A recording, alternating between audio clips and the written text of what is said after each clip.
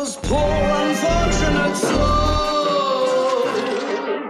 Hello, and welcome to Poor Unfortunate Podcast. I'm Conor Perkins. And I'm Caroline Ametti. Welcome, listeners, to another episode of our bi-weekly mini-episode series, Caroline, What's New?, where we go through all the latest and greatest in Disney news. This episode is being recorded on Sunday, August 25th, 2024. So, Caroline, what's new? Well, first of all, it's so nice to have you back. It wasn't as It's fun so nice without to you. be here. It's nice to be here. I missed you. No, you did a great job. I freaking loved it. It's great. All right, as always, we will start with Disney Parks news. So, Peter Pan's flight in Disney World reopened on August 16th, a few days earlier than expected, after being closed since July 8th. The purpose of the closure was for the installation of a new Neverland tribe scene, correcting insensitive depictions of Indigenous people previously in the attraction. So, previously, the scene featured Tiger Lily and members of her tribe, including the chief, sitting around a campfire with some members playing drums. The characters were depicted similarly to the way that they were in the film Peter Pan. So, in other words, a stereotypical and harmful way, from their facial features to their attitudes to their attire. The scene now depicts Tiger Lily dancing with an older member of her tribe, with a trio playing a drum next to them. Disney describes the new scene in this way. A serene lagoon transitions into a mountaintop community where brightly colored teepees frame the Neverland tribe's harvest celebration. Here, Tiger Lily and her grandmother gracefully perform the traditional fancy shawl butterfly dance by the fire, capturing the vibrant spirit of the occasion. So great news. We love when this happens. Yeah, I love it. It's also nice because it's like, it's a real moving feature. Before, it used to just be like heads turning side to side, very similar to like how the mermaids just like flick their tails. But this is like a turntable sequence. I think it really livens up that scene. Do the rest of the ride. You took the words right out of my mouth, because when you were talking about the mermaids, then I thought of the tinfoil volcano, and I was like, why didn't we just do the whole thing? So honestly, it'll be R.I.P. the day that the tinfoil volcano goes. I know. All right. Another Disney World announcement that was covered in D23, and we could not possibly fit in our most recent Tips and Tricks episode. 2 new lounges will be coming to the park, both set to open in 2025. So first is a new lounge inspired by Spaceship Earth coming to Epcot, with the concept art featuring warm metallic tones and lighting fixtures inspired by the geometric sphere, as well as what looks like a view of the fireworks. So I can't completely tell from the concept artwork where this lounge will be located. Obviously, I think it's safe to say it will be close to Spaceship Earth, but I don't know. I was having trouble seeing what we could see from the windows. I don't know. Maybe somewhere near Dreamer's Point. Because they had that whole idea of like that whole multi-level lounge area thing that they were going to put in. That's not happening anymore. All I know is I just want to pick this up and just like put it in my house. I know this is your vibe. It's my vibe. It's your vibe. Yeah. There's a DVC lounge. Where was that? Part of Near the Imagination ride, and I feel like it could probably be a good fit there. Maybe, and I don't know. The windows seem similar. It's probably not that, but I don't know. It's so interesting that we don't even know where it's going to be, and it's going to open in 2025. So okay, let's go. But I'm also just like, wow, another lounge. I know that, I was reading, as I am wont to do, as we found out, I was reading the comments because I love to know what people are thinking. And everyone's like, great. Another place where I can have to throw back 2 drinks in 40 minutes and maybe not even get a seat and then get pushed out. And I'm like, yeah, because it did look in the concept art. Who knows what it will actually be like? It looks very small with very minimal seating. So it will be interesting to see how that pans out. Also, as previously announced, the Pirates of the Caribbean Tavern will also open in the Magic Kingdom in 2025. New concept art depicts lots of candlelight, long tables, and what looks like bar stool seating, as well as maybe standing room. Again, it is just concept art, so who knows if they will go with that or not. And of course, the Barker Bird as promised. So I'm interested to see what this is going to be like. It looks like food. It looks like there will be food. Well, yeah, because this is part of the reason why the gift shop for Pirates of the Caribbean is currently closed, because it's going to be going kind of in there. Yes, and so it remains to be seen if, obviously I'm thinking there's always got to be some sort of little snacky foodie item at these kinds of places. But it'll be interesting to see is this is it going to be like Oga's Cantina where it's like you make a reservation, you sit down at the table, therefore they will serve hard alcohol like rum and things like that. That has not been confirmed yet. So it'll be interesting to see. And a very minor note, but, speaking of these timelines that Disney has set up for things, it was very surprising to me to hear that these 2 lounges would be ready by 2025 because Blue Ribbon Corn Dogs is finally open at the Boardwalk. Maybe this is big news to me because Boardwalk is my family's home DVC resort. But Blue Ribbon Corn Dogs was announced last summer. It's a hot dog stand, people, and it blows my mind that it took a full year for this to happen. And the full menu wasn't even available on the opening day. Like there were like cotton candy items that were just like not available after this full year of getting a hot dog stand ready to go. Woof. So at this rate, we'll see villains land in maybe 2030, maybe 2035. Can't wait. I mean, yeah, when you said 2030, I'm like, actually, I think you might be right on target with that. I'm like, I'm dead serious. I think it's 2030. I read something online that I think this is probably made up, but someone's like, yep, I heard from a cast member that it's 2030. And I wouldn't be surprised. I would not be entirely surprised. Yeah, well, because the Cars stuff has to happen first. Right. We're going to be so old by then. We're going to be old. We're going to be old. We're going to break a hip going on this roller coaster. So let's talk about some Disney Plus stuff. So things that are new / now available. So Are You Sure, which is an 8-part reality series that follows 2 members of the Korean pop boy band BTS. That is currently airing on Disney Plus with its 5th episode dropping this week. Jimin and Jungkook take a chaotic trip around the globe in 2023 ahead of their mandatory service in the Korean military. So this series chronicles their adventures in a relatively unstructured conversation-based show. Oh, interesting. I didn't know anything about this. Yeah, so all the members of BTS are required to enlist in Korean military service. So right now BTS is on like a break while they're performing their, I think it's 18 months required military service. Wow. So they filmed this ahead of that, and it's being released in this sort of hiatus of their band so that new things are happening. Some stuff that's announced / coming soon for Disney Plus. So the animated series Lego Star Wars Rebuild the Galaxy premieres on September 13th. The voice cast features, among others, Gaten Matarazzo, Bobby Moynihan, Ahmed Best as Darth Jar Jar, and Mark Hamill as Luke Skywalker. So I'm so excited for that. That's going to be freaking amazing. We're doing Darth Jar Jar. Like, hell yes. Agatha All Along, September 18th. First 2 episodes. Prepare yourselves. It's happening. Yay.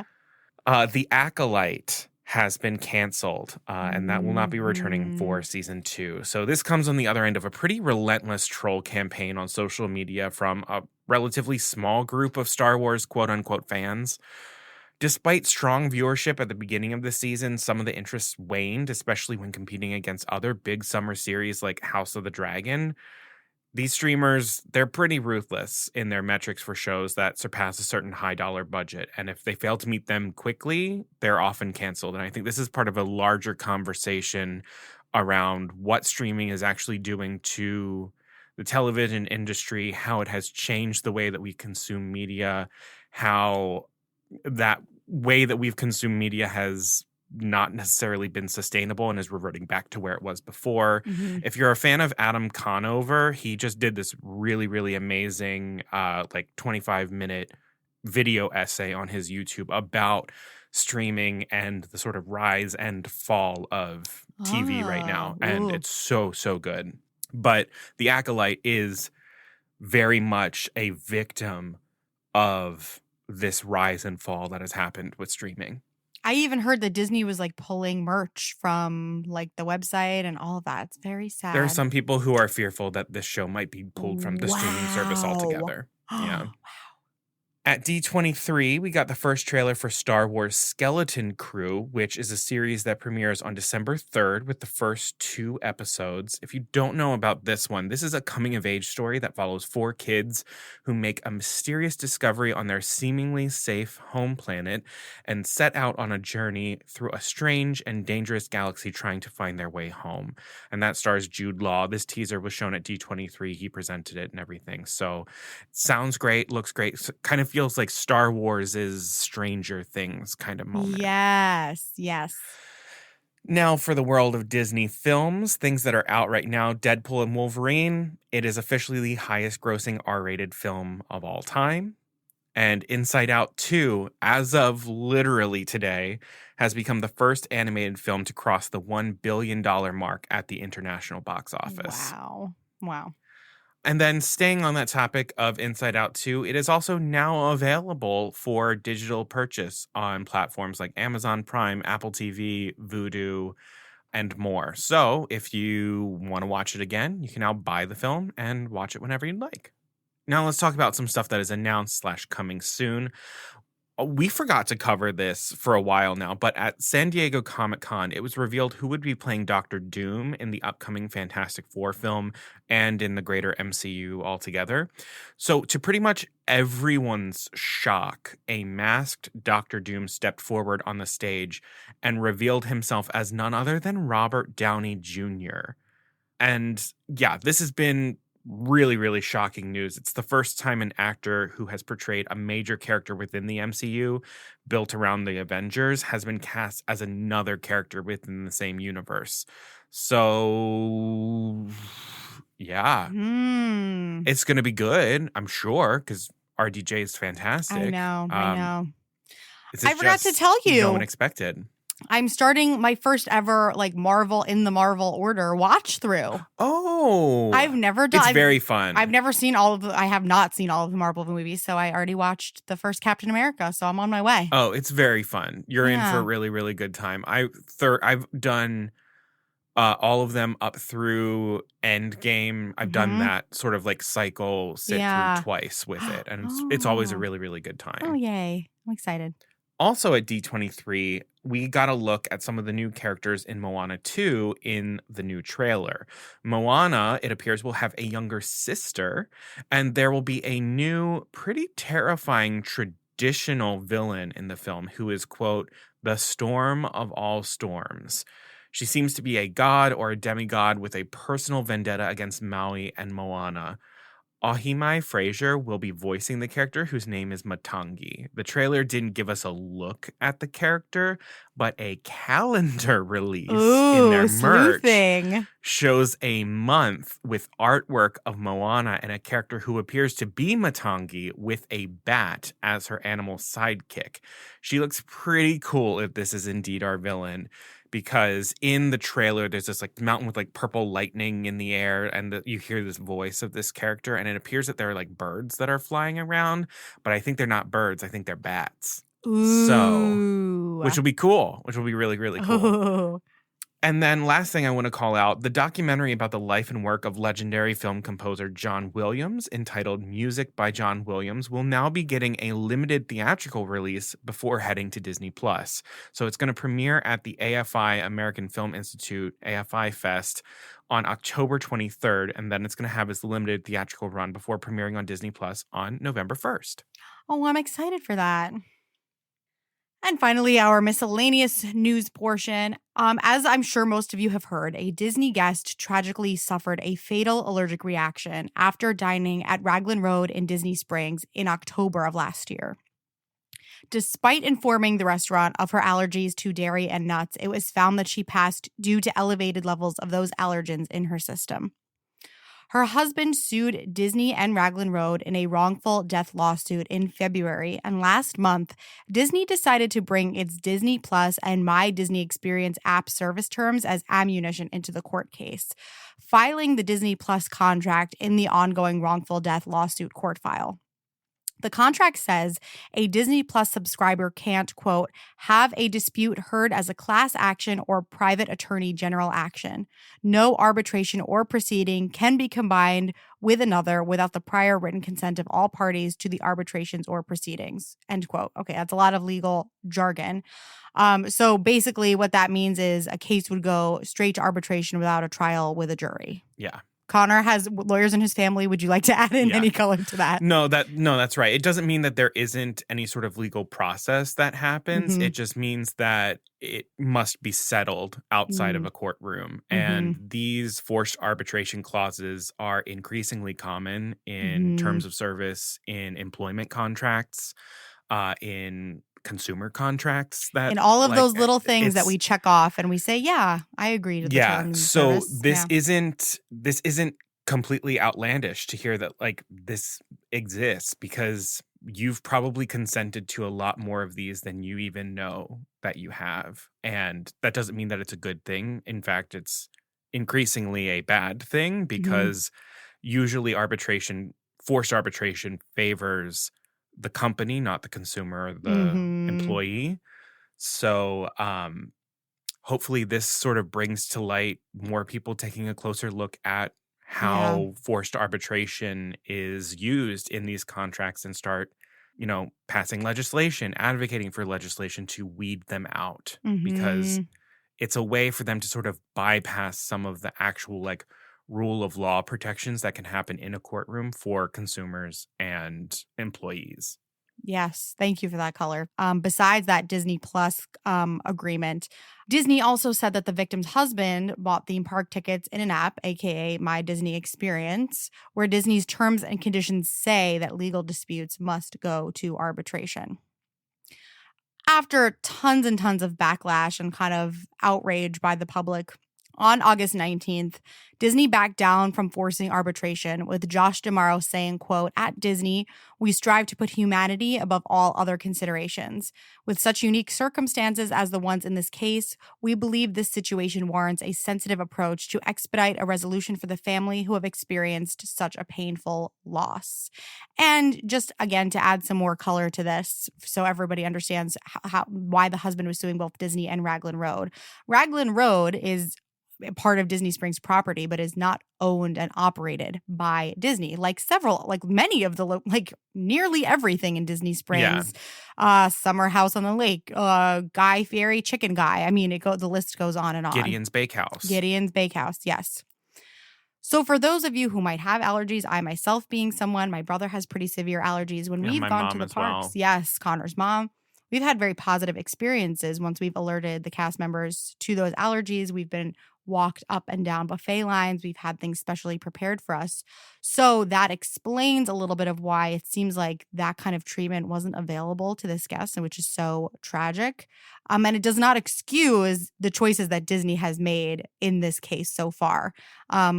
I don't think it should have taken the public outrage that it did for them to not, take the route that they chose to take. But I think we can all probably agree on that. Yeah, no, I think it's very, very telling. If you look carefully at Josh D'Amaro's statement, he's saying, with such unique circumstances as the ones in this case, both being the public outrage to it, he's basically trying to say, we're going to make a one-time exception for this. I think that's been their fear, is if they actually go through with it, then they open the floodgates to anyone being able to avoid their arbitration clause that they have in all of their terms of services. So yes, this particular case will be moving forward outside of forced arbitration. But if you really look at the statement, there's no relooking at forced arbitration clauses and their use in Disney widespread. This is just sort of like their one-time exception that they're making. So I think it's really important that we take a look at forced arbitration and how we use it, because this ain't it. Nope. And of course, our hearts go out to the victim's family. Yeah. I can't even imagine what they're going through. And here we are. Once again, I am talking about Disney Cruise Line. I didn't know that this would happen to me this year, but I'm talking about it basically every news episode. So Disney revealed details from its first Asia-based cruise ship, the Disney Adventure. The Adventure's public areas will consist of 7 themed areas divided by 4 aspects of magic: imagination, discovery, fantasy, and adventure. So what I think is the most unique aspect will be the Disney Imagination Garden, of course, repping imagination, with trees. It looks beautiful. It's unlike anything I've seen on a Disney ship before. It's like this open atrium with trees, topiaries. There will be dining on the sides, a stage, a storybook castle centerpiece, and a first-of-its-kind garden view cabins overlooking this area. absolutely stunning in the concept art. A trio of zones will represent discovery, beginning with Disney Discovery Reef, where families will be able to shop and dine among classic ocean narratives from The Little Mermaid, Lilo and Stitch, Finding Nemo, and Luca. San Francisco Street will also bring to life Big Hero 6. There will be interactive games and activities, stores, cinemas, and other entertainment along that street. And Wayfinder Bay, which the cruise line describes as, quote, the line where the sky meets the sea, which will offer a Pacific Islands-inspired open-air poolside retreat reminiscent of Moana. This is hitting all the buttons for me. This is speaking right to you. Fantasy will be represented at the town square, a little bit of a nod to international Disney theme parks, and it will celebrate Disney royals in a fantastical forest, quote unquote, of more shops and lounges and cafes and restaurants and entertainment featuring Tangled, Cinderella, Frozen, Snow White, Princess and the Frog, and more. Check. Good. What else could they possibly offer for you? I don't even know. Are they making this for us? This is Conor's Disney Adventure. And finally, Adventure itself will be embodied in two ship sections, Marvel Landing and Toy Story Place. Marvel Landing will be an all-ages destination for Avengers fans to assemble and enjoy attractions and experiences. And Toy Story Place will be a multi-purpose zone with dining and water play areas, of course, themed to Toy Story. So I just can't wait till they show the premiere tower rooms, because that's where we'll be staying on the Maiden Voyage. We're gonna have this little open air retreat where the line where the sky meets the sea. Yes, ma'am. Yes, ma'am. That's gonna be good shit. Alrighty, well, that's going to do it for us. Thank you so much for tuning in. As we always say, please make sure that you follow us on social media. Follow us on your podcast app, wherever you're listening. And we'll be back again for our wildcard episode very shortly. So until then, Beluga Sevruga.